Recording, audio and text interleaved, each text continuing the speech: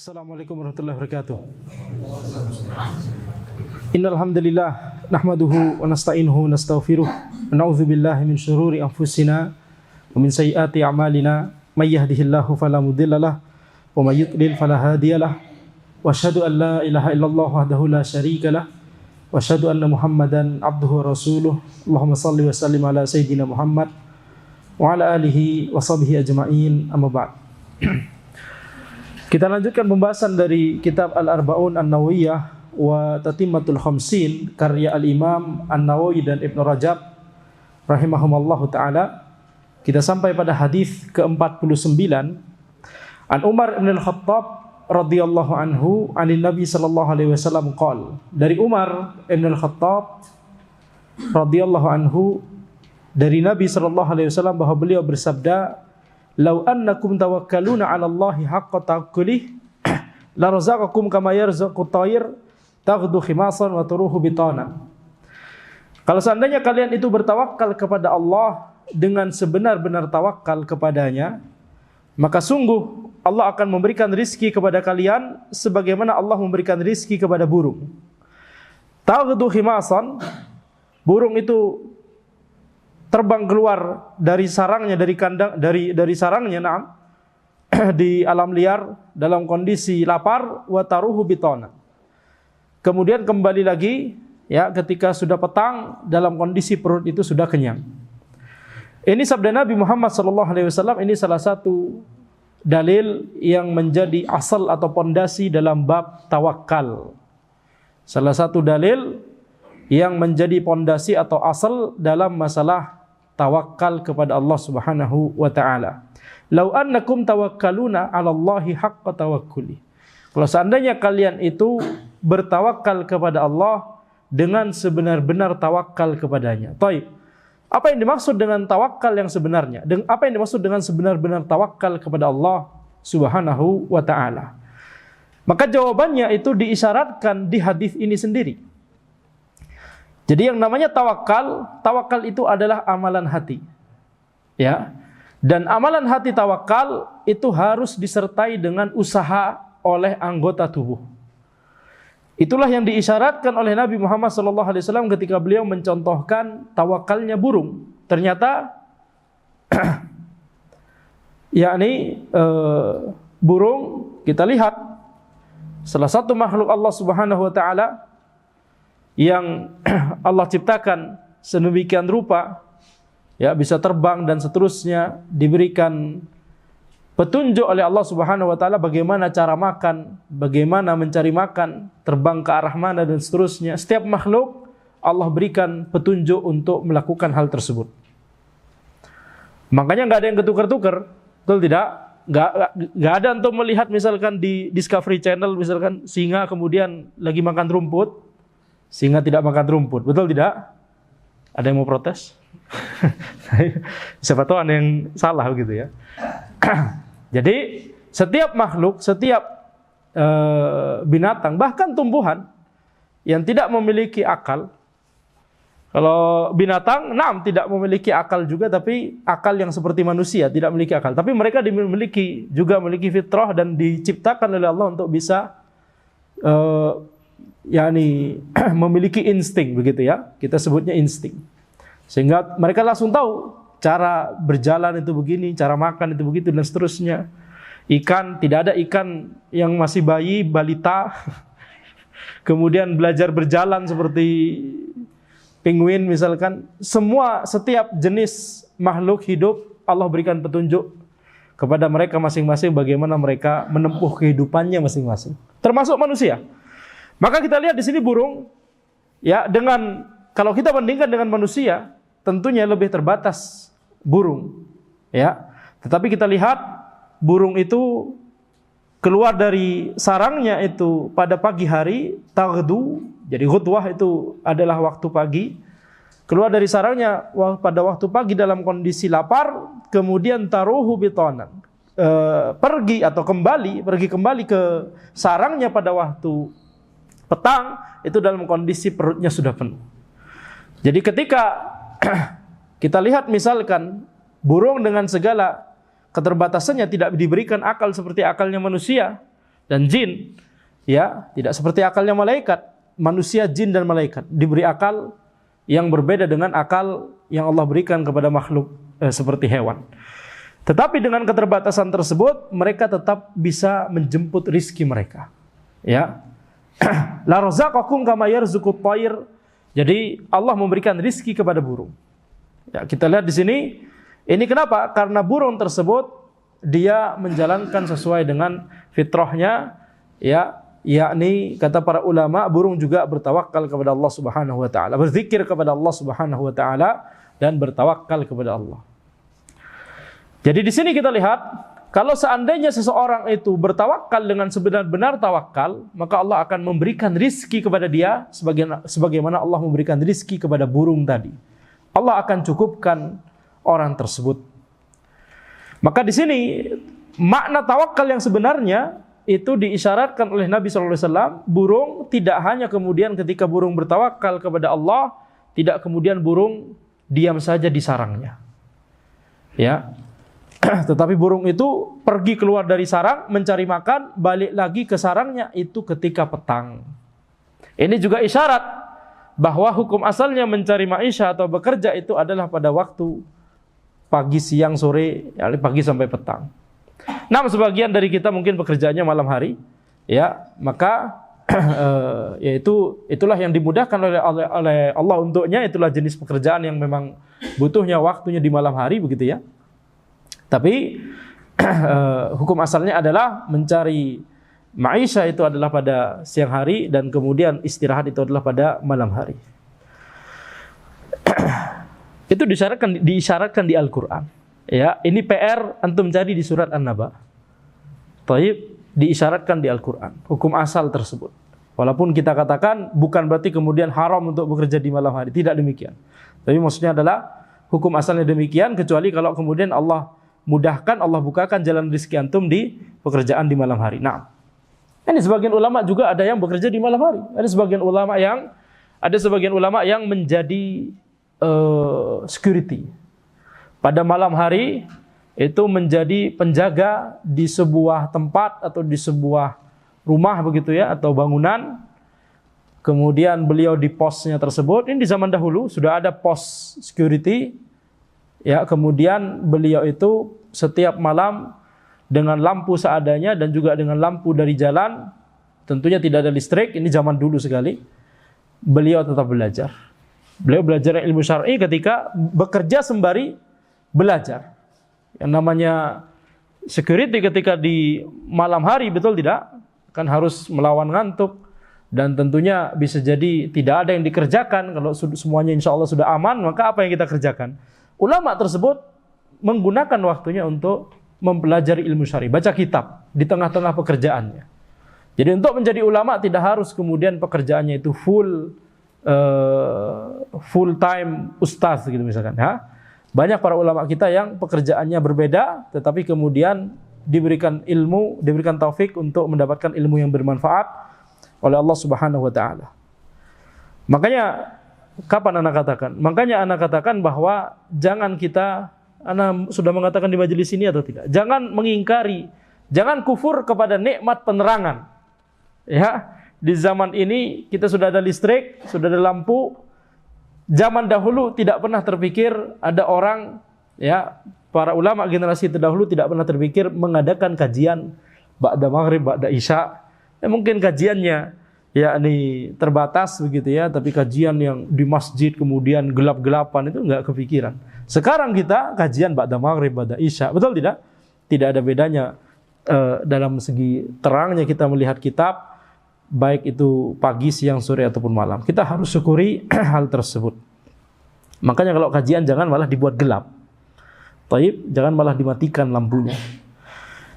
Nah, sekarang kita lihat di sini, itu berarti tawakal. Yang namanya tawakal itu adalah yakni hati kita itu bersandar kepada Allah Subhanahu wa taala, tetapi anggota tubuh kita itu melakukan ikhtiar, melakukan usaha. Sebagaimana yang dilakukan oleh burung ini. Ini yang namanya sebenar-benar tawakal. Berbeda dengan yang dipersangkakan oleh sebagian orang atau sebagian firqah di dalam Islam. yang meyakini bahwa kalau kita misalkan mau safar, kemudian menyiapkan bekal terlebih dahulu, itu berarti kita tidak bertawakal kepada Allah. Yang namanya tawakal kepada Allah itu adalah kita berangkat safar tanpa bekal apa-apa. Itu namanya baru benar-benar tawakal.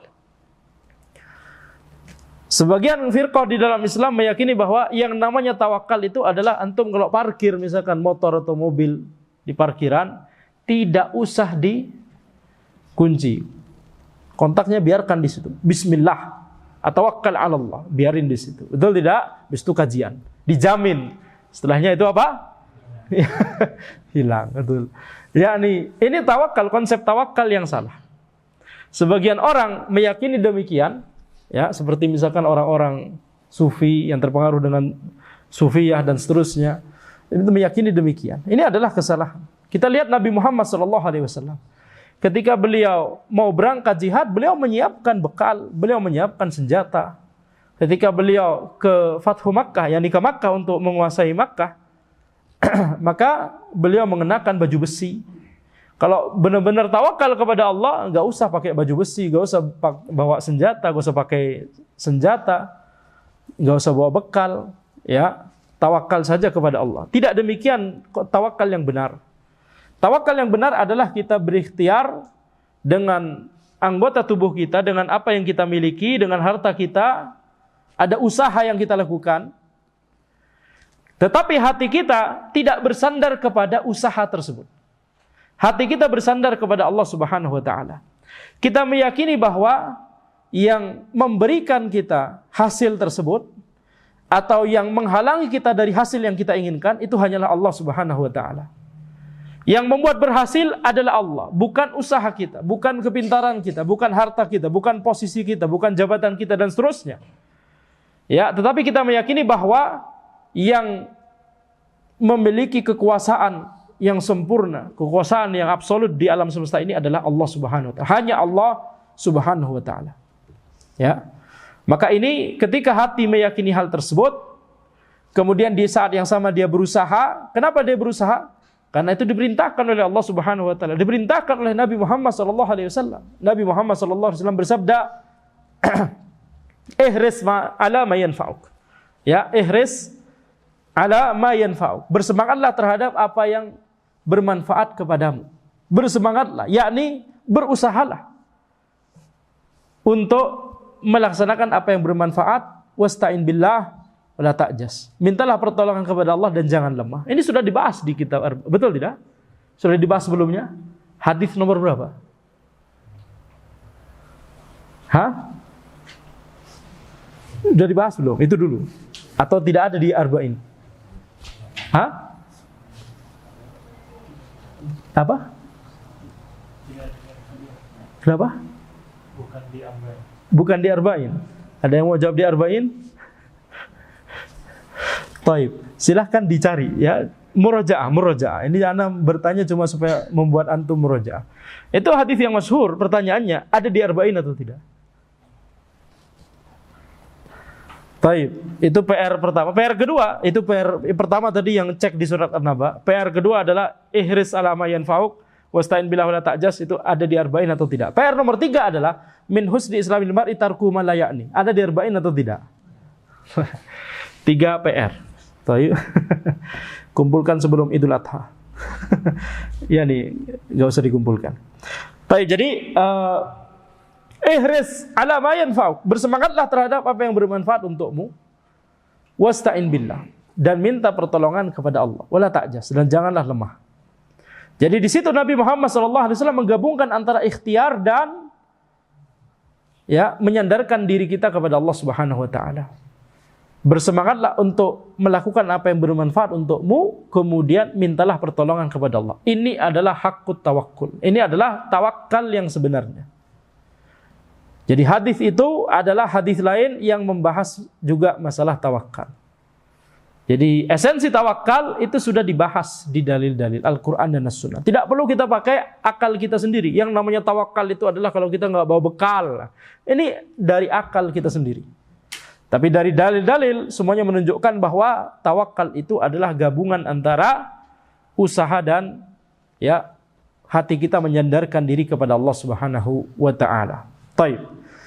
Jadi hati kita harus meyakini bahwa seperti misalkan yakni seseorang menghafalkan Al-Qur'an, dia berusaha untuk menghafalkan Al-Qur'an, dia punya jadwal rutin, tapi dia juga di hatinya dia menyandarkan urusannya tersebut kepada Allah.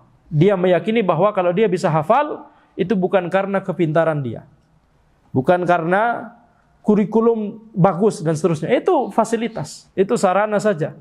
Yang menentukan hanyalah Allah Subhanahu wa taala. Ketika mahasiswa kuliah mau ujian, dia harus berusaha. Tapi hatinya harus menyandarkan dirinya, menyandarkan seluruh usahanya tersebut hanya kepada Allah Subhanahu wa taala. Sampai sini jelas? Baik, jadi ini adalah yakni makna tawakul yang sebenarnya di dalam Islam, ya, makna tawakul yang sahih di dalam Islam, bukan seperti yang diyakini oleh sebagian orang. Baik. Itu berasal dari din yang lain. Pemahaman tawakal itu tidak perlu menyiapkan bekal, itu berasal dari din yang lain, diserap dari din yang lain. Ya. Agama di Asia Selatan yang meyakini demikian, yaitu meyakini bahwa yang namanya yakni tawakal, walaupun tentunya mereka tidak menyebut dengan kata tawakal ya, tapi yang namanya tawakal itu hanyalah kita yang penting hati kita bersandar, tidak perlu melakukan usaha. Baik, kemudian hadis berikutnya, An Abdullah bin Busr qala atan Nabiy sallallahu alaihi wasallam rajulun faqala ya Rasulullah inna syara'i al-Islam qad kathurat alaina fababun natamassaku bihi jami'. Dari Abdullah bin Busr, beliau berkata, ada seseorang yang mendatangi Nabi Muhammad sallallahu alaihi wasallam. Orang tersebut bertanya, orang tersebut berkata, ya ini sahabat berarti, tapi tidak disebutkan namanya di sini. Ini bagi yang sudah belajar ilmu hadis, ini hadis apa? Ada orang disebut rajulun, tidak disebut namanya. Ini hadis apa? Ada istilah tertentu. Dan pernah belajar ilmu hadis? Hah?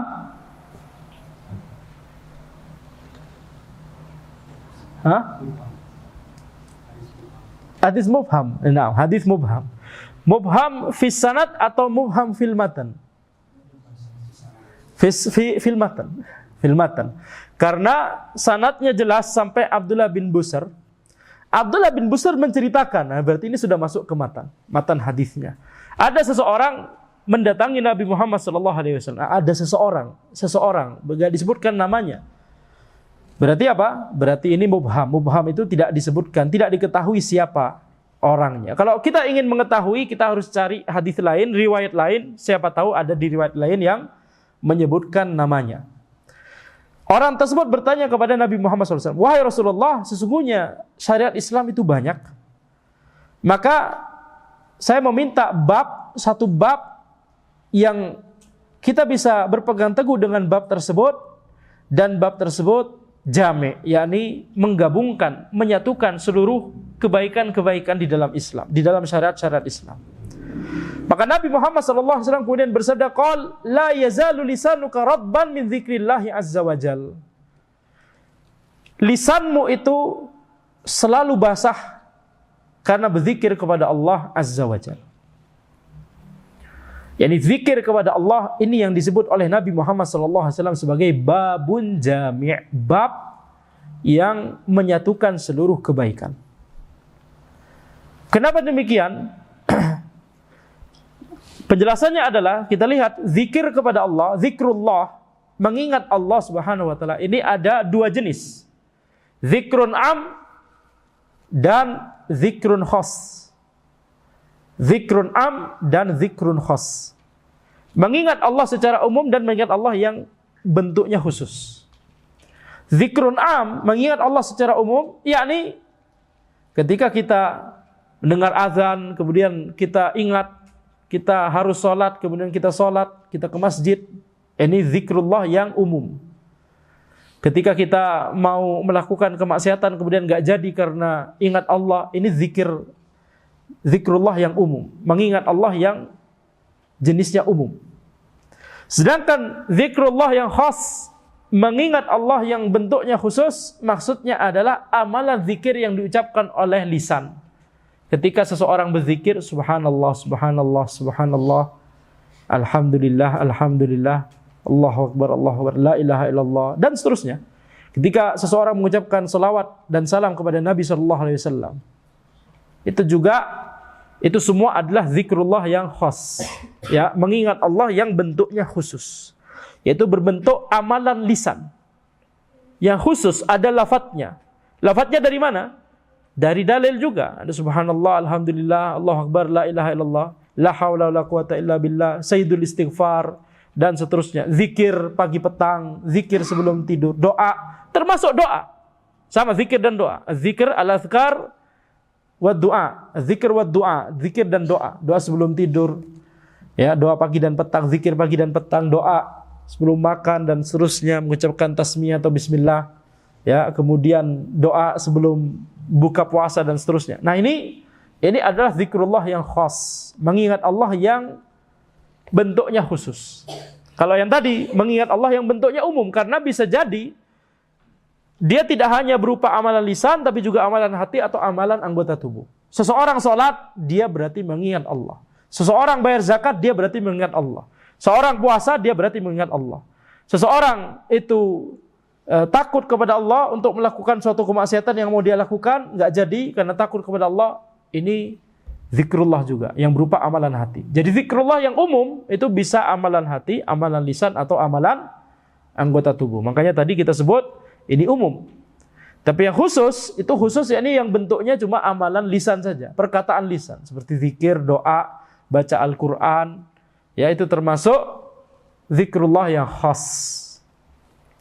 Nah, berzikir kepada Allah disebut oleh Nabi SAW sebagai babun jami', bab yang menggabungkan seluruh kebaikan. Kenapa?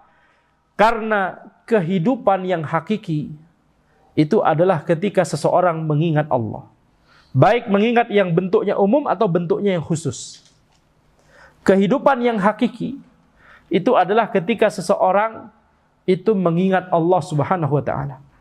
Karena yang namanya manusia itu ada jasad, ada badan dia, dan ada ruh.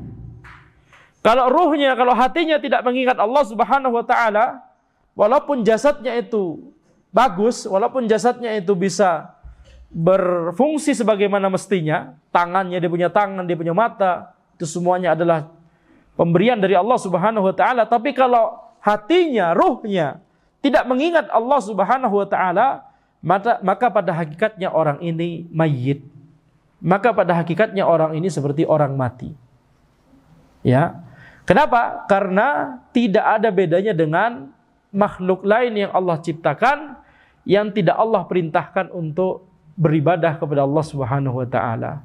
Tapi Allah berikan jasad yang bisa berfungsi sebagaimana mestinya, seperti hewan. Ya. Maka yang membedakan manusia dengan hewan adalah apakah hatinya mengingat Allah Subhanahu wa ta'ala. Ini salah satu perbedaannya. Makanya Nabi Muhammad SAW bersabda dalam hadis beliau, "Matsalul ladzi yadhkuru rabbahu wal ladzi la yadhkuruhu matsalul hayy wal mayyit." Perumpamaan orang yang mengingat Allah dan orang yang tidak mengingat Allah adalah seperti, ya, orang hidup dan orang mati. Jadi orang yang mengingat Allah itu seperti orang yang hidup. Sedangkan orang yang tidak mengingat Allah itu seperti orang yang mati. Bayangkan misalkan seseorang sudah diberikan berbagai kenikmatan. Dia memiliki badan, dia memiliki jasad, dia memiliki keluarga, dia memiliki harta dia. Dia memiliki tangan, dia memiliki mata, dia memiliki seluruh anggota tubuh dia. Tapi kemudian dia hanya gunakan untuk kepentingan dunianya saja. Dia gunakan hanya untuk hal-hal duniawi saja. Hatinya tidak mengingat Allah Subhanahu wa ta'ala. Hatinya tidak ingat kepada Allah sama sekali. Tidak beribadah kepada Allah sama sekali. Ini kondisi orang kafir dan munafik. Adapun kalau ada sebagian muslim yang melakukan demikian, ya kita katakan dia memiliki porsi apa yang dilakukan oleh orang kafir dan munafik. Ya, bagaimana kita lihat kondisi orang kafir dan munafik? Diberikan Allah berbagai kenikmatan yang sangat banyak yang tidak bisa kita hitung. Tapi kemudian tidak pernah mau mengingat Allah Subhanahu wa taala. Baik, maka ini kata Nabi sallallahu alaihi wasallam, "Matsalul hayyi wal mayyit," seperti orang yang hidup dan orang yang mati. Gimana kondisi orang yang mati? Kalau kita melihat selama ini orang yang hidup dan orang yang mati, yang kita pikirkan adalah zahirnya orang yang hidup berarti masih nafas. Jantungnya masih berdebar. Orang yang mati udah enggak nafas dan jantungnya sudah berhenti. Ini cuma pertimbangan secara zahir. Kehidupan yang hakiki dan kematian yang hakiki itu adalah kita lihat pada hatinya. Apakah dia mau mengingat Allah atau tidak? Kalau hatinya itu mau mengingat Allah, nanti pengaruhnya akan terlihat pada jasadnya. Ya. Jadi kalau hatinya baik, maka seluruh jasadnya akan menjadi baik. Siapa yang bisa menyebutkan hadis tersebut? Ini kita di hadis terakhir dari Arba'in, makanya Anda minta antum untuk banyak murojaah. Siapa yang bisa menyebutkan lafaz hadis tersebut?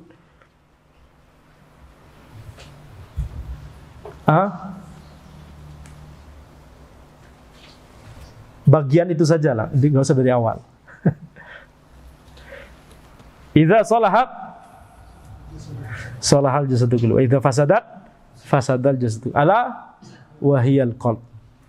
Ya, jadi ada satu anggota tubuh yang ada daging yang di dalam tubuh kita, kalau dia itu baik maka seluruh jasad, seluruh tubuh itu baik, kalau buruk maka seluruh tubuh itu buruk. Itulah hati. Jadi yang namanya hati, kalau dia tidak mengingat Allah Subhanahu wa taala, maka seluruh tubuhnya akan menjadi buruk, bahkan menjadi mati, terhukumi mati. Walaupun dia hidup secara pendekatan medis, secara zahir yakni.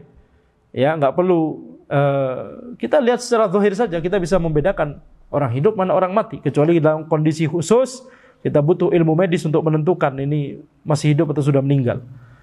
Secara zahir kita bisa melihat dengan mudah mana orang hidup, mana orang yang sudah meninggal dunia. Baik. Tapi kata Nabi sallallahu alaihi wasallam, perbedaan yang hakiki antara hidup dan mati adalah apakah dia mengingat Allah Subhanahu wa taala atau tidak. Matsalul ladzi yadhkuru rabbahu wal ladzi la yadhkuru rabbah wal ladzi la yadhkuruhu matsalul hayyi wal mayyit. Perumpamaan orang yang mengingat Rabbnya dan orang yang tidak mengingat Rabbnya adalah seperti orang hidup dan orang mati. Ini direnungkan. Ya, jadi Nabi Muhammad SAW menghukumi orang yang tidak mengingat Allah, tidak mau beriman kepada Allah, tidak mau beribadah kepada Allah seperti orang mati. Hidupnya dan matinya nggak ada bedanya. Kenapa? Karena dia cuma melakukan sesuatu yang tidak ada manfaatnya untuk dirinya di akhirat kelak. Jadi mau mati sekarang ataupun mati nanti, gak ada bedanya. Hasilnya sama saja nanti di akhirat. Tapi kalau orang mengingat Allah Subhanahu wa taala seperti orang hidup. Orang hidup gimana? Orang hidup bisa berikhtiar, bisa berusaha, dia bisa bekerja, dia bisa menabung, dia bisa menyiapkan bekal, bekalnya makin lama makin banyak. Demikian pula orang yang mengingat Allah, beribadah kepada Allah, maka dia mati sekarang atau mati nanti ada perbedaan. Ada perbedaan. Kalau matinya masih nanti, maka ya ini bekalnya insya Allah semoga lebih banyak. Walaupun tidak tentu. Ya, ada orang yang dipanggil oleh Allah duluan, akan tapi bisa jadi pahalanya lebih besar daripada orang yang dipanggil belakangan. Baik. Ini adalah yakni hadis ke-50 dan terakhir kita sebutkan apa keutamaan dari mengingat Allah Subhanahu wa taala. Keutamaan dari mengingat Allah adalah ala bizikrillahi tatma'innul qulub. Bukankah dengan mengingat Allah hati itu menjadi tenang? Ala bizikrillahi tatma'innul qulub. Bukankah dengan mengingat Allah hati itu menjadi tenang? Ayat tersebut urutannya dibalik oleh Allah Subhanahu wa taala. Secara kalimat harusnya tatma'innul qulub bizikrillah. Harusnya tatma'innul qulub bizikrillah. Yakni jar majrur harusnya di belakang. Yaitu hati menjadi tenang karena mengingat Allah. Tapi di ayat tersebut dibalik urutannya. Bizikrillahi tatma'innul qulub. Kemudian ditambah ala di depan. Ala bizikrillahi tatma'innul qulub. Itu untuk menunjukkan pembatasan. Hanya dengan mengingat Allah, hati itu menjadi tenang. Makanya ketika kita terjemahkan ada terjemahan hanya. Bukankah hanya dengan mengingat Allah hati itu menjadi tenang? Jadi dengan kata lain ayat tersebut mengatakan kepada kita bahwa satu-satunya cara untuk supaya hati kita menjadi tenang dengan ketenangan yang hakiki adalah dengan mengingat Allah Subhanahu wa taala. Mengingat yang dua bentuk tadi, umum ataupun khusus. Berapa banyak orang yang diberikan kekayaan oleh Allah, jabatan tinggi dan seterusnya, tapi stres. Betul? Orang diberikan kekayaan tapi tetap merasa miskin, akhirnya korupsi. Padahal sudah kaya sekali, tapi masih korupsi. Kenapa demikian? Karena hatinya itu kosong, karena hatinya tidak tenang, karena dia tetap merasa miskin. Maka kebahagiaan yang hakiki itu terletak pada mengingat Allah atau tidak. Di saat yang sama, kita harus berikhtiar, berusaha untuk bekerja, mencari nafkah, mencukupi kebutuhan kita dan keluarga kita, ya, supaya tujuan utama dari kita hidup di dunia ini terpenuhi, yaitu beribadah kepada Allah, dan supaya kita tidak meminta-minta kepada orang lain, dan supaya kita memiliki izzah di hadapan orang lain, kita nggak minta-minta, begitu ya. Itu satu sisi. Di sisi yang lain adalah kita yakin bahwa sekedar harta tersebut tidak bisa membuat kita bahagia dengan bahagia yang hakiki. Ya. Sama seperti musik. Berapa banyak orang ingin tenang dengan mendengarkan musik? Berapa banyak pemusik yang bunuh diri? Betul tidak? Kalau seandainya musik itu bikin tenang, mereka justru orang yang paling bahagia, tapi mereka banyak stres. Maka ini kita katakan, ya, dari ayat tersebut satu-satunya cara supaya kita mendapatkan ketenangan yang hakiki itu adalah mengingat Allah Subhanahu wa taala. Ala bidzikrillahi tatma'innul qulub.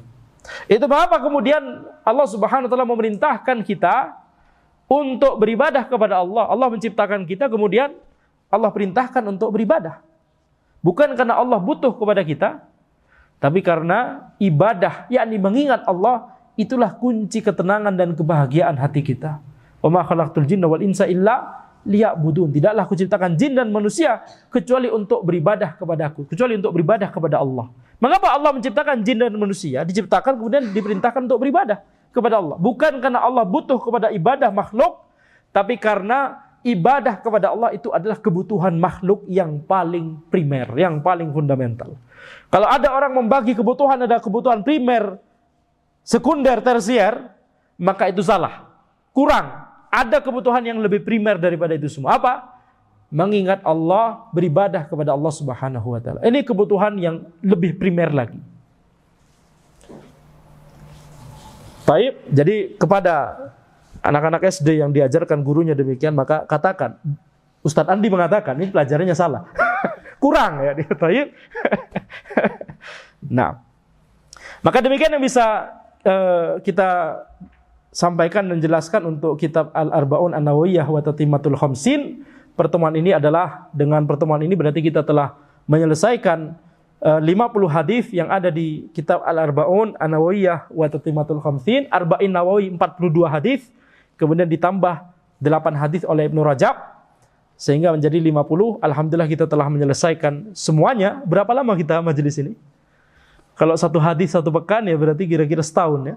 Setahun lebih. Insyaallah di pertemuan berikutnya kita akan membahas syarah Salatul Usul karya Syekh Al-Utsaimin ya. Jadi ana sebelumnya mikir apakah ana mau jelaskan matanya saja Salatul Usul karya Syekh Muhammad bin Abdul Wahhab, atau kita menjelaskan salah satu syarah, yaitu misalkan di sini syarah Syekh Utsaimin. Ana sedang awalnya berpikir demikian, tetapi setelah lama ana berpikir mungkin karena ini kita bisa kajian ini misalkan seperti Arba'in Nawawi bisa 1 tahun begitu ya.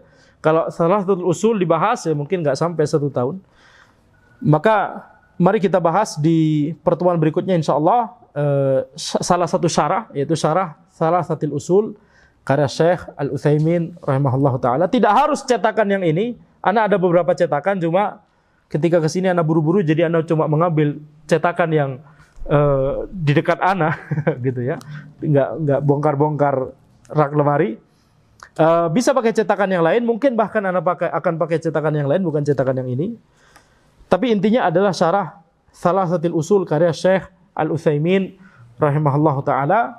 Ini membahas akidah, Kemudian rencananya setelah ini kita bahas kitab yang tebal, lebih tebal, Al-Qaulul Mufid, juga karya Syekh Al-Utsaimin membahas syarah kitab Tauhid.